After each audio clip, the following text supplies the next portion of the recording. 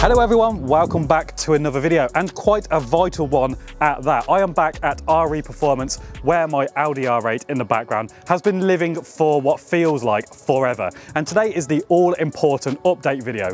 I'm going to be answering, is my car repairable or is it a write-off? I'm also going to explain the true cause of the fire. We finally have the engineer's report from the assessors from the insurance. So some truths are going to come out and it should be a pretty good video, regardless of the subject. Funnily enough, today it's a little bit late, but I am wearing my Save the V8 t-shirt. If you guys would like to show love and support the channel, then you can slide into my Insta DMs and bag one of these t-shirts for £10 with free postage. It may be a little bit late, but I honestly do like these t-shirts and I think it is quite funny. There we are. So behind me then is my Audi R8, which has just been sat here at RE Performance for what feels like ever, but I don't think I've seen it for probably a month and a half now. I don't know, I'm losing all track of time. This whole scenario is just stressful and seems like it has taken an absolute age, but the car's behind me is in an absolute sorry state, as the insurance won't let RE Performance give it a wash, which is the reason why it's covered in all this bird crap, to be fair. But let's just take a look at the car, because oh, I forgot how stunning it is.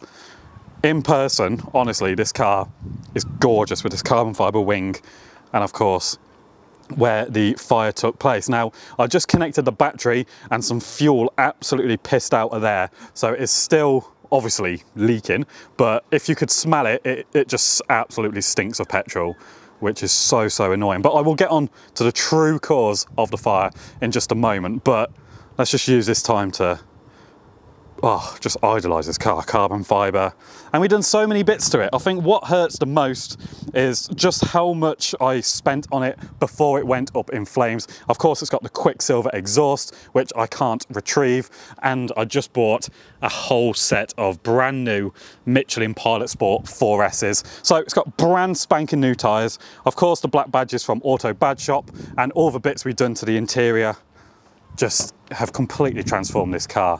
Of course, we've got the red seat belts from the Airbag Team Limited, and of course the carbon fibre door cards from SL Carbon. But oh my god, it is such a shame, isn't it, to see it in this state. Like, never ever thought this would happen. Okay, so before I go into the engineer's report, it is worth mentioning what had happened previous to the fire of this car. I haven't said explicitly what happened or the work it had caused. However, some of you guys have very cleverly picked up that this car did have some vital work done just before the fire. Now, let me read the engineer's report. So, the car was having a number of issues. It was misfiring, so it went back to the dealer. Reckons he repaired the ECU and then replaced 2 fuel injectors, injectors 5 and 6, as well as give the car a full oil service, which I'm yet to believe, to be honest. So the car had work done before the fire. So it's a bit suspect, isn't it, that like what, 2 weeks after the work was carried out, I hadn't really driven the car in that time because it was delivered back to me and then it was carrying on playing up. So I test drove it for that weekend where it caught fire and got a little bit of a hum of fuel. Now, in my previous experience when my M3 leaked fuel, it didn't start. This started, so I thought, okay, let's get it home, and then once it's home, I'll book it into RE Performance. So that's a complete shame. When the car was having these issues, I did ask the dealer if I could take the car to a garage of my choosing, as they're like 2.5 hours away. And if he had said yes, I would have bought it to RE Performance and this video wouldn't have even existed. This car would have never ever have caught fire if it was in the capable hands of RE Performance. The engineer's report says, I have examined the vehicle in conjunction with the evidence listed in section 4. My current opinion is the cause of the fire involving R8 HYG was likely due to a fuel leak from under the inlet manifold. This is the same location as the 2 replacement fuel injectors, okay? From the information available, the cause of the fire is likely to be due to the recent repair work completed. Now, shock, right? But now that I have this piece of evidence, I can actually like make a video on it rather than be quite hush-hush about it and trying not to incriminate anyone. I'm still not mentioning names.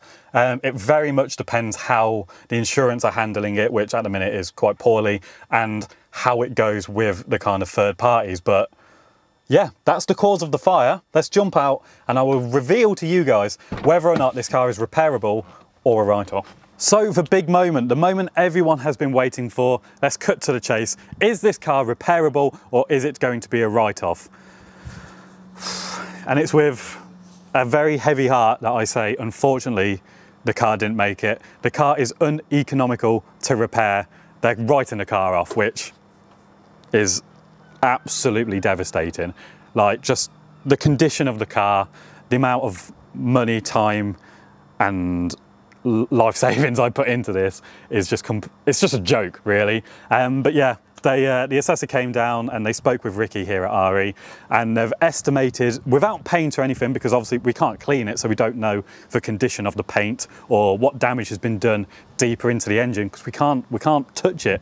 But we've estimated that the repair bill for this in parts is £28,000, which is just not worth repairing, which, oh my God. That's not the outcome I was expecting when I visited RE last time. I think I was so optimistic and positive that the car was going to be repaired, and I thought I would be driving it once again, but unfortunately not. Now you're probably thinking, oh, happy days, you just get paid out from the insurance and job's a good one. What are you moaning at? It's actually really stressful. They want to spend another 4 hours kind of taking off the inlet manifold to kind of essentially get it in concrete. It's very obvious that it's these cowboys' fault. That kind of leads me on to, what would I get to replace the R8? I just want a nice car again. Like, summer's here and I can't enjoy the car I purchased for the intention I wanted it for.